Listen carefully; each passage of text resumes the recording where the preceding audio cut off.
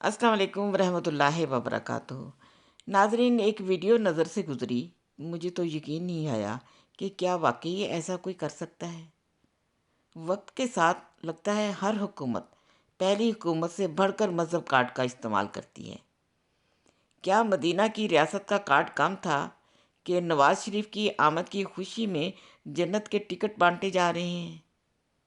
اس شخص کا کہنا ہے کہ جو لاہور جائے گا وہ سیدھا جنت میں جائے گا۔ بس اللہ خیر کرے، سب کی کہیں ڈائریکٹ ٹکٹ ہی نہ کٹا دیں۔ ویڈیو میں بیٹھے سب لوگ اس کی تقریر سن رہے ہیں۔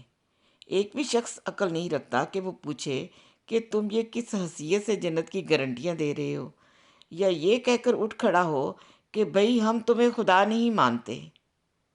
کیا تم میں ایک بھی عقل رکھنے والا نہیں؟ ہماری پارٹی پہ بہت مشکل وقت آ گیا تھا، تو کچھ لوگ پھر ایسے اکٹھے ہو گئے جیسے اکٹھے ہو گئے۔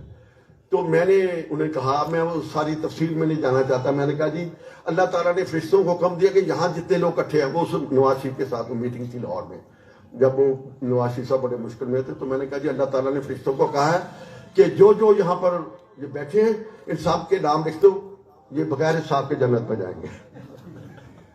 اب جتنے آپ آگئے ہیں وہ تو جنت میں جائیں گے، لیکن میں جنت کا وہ یہ دیتے ہیں نا، آل رسول یہ دیتے ہیں نا سرٹیفکیٹ کی، یہ جنتی ہے، تو میں آپ کو سرٹیفکیٹ دیتا ہوں کہ جو یہاں آ گئے ہیں وہ تو جائیں گے ہی، جو لاہور جائیں گے کس مارچ کو، وہ بھی انشاءاللہ سیدھے جنت میں جائیں گے۔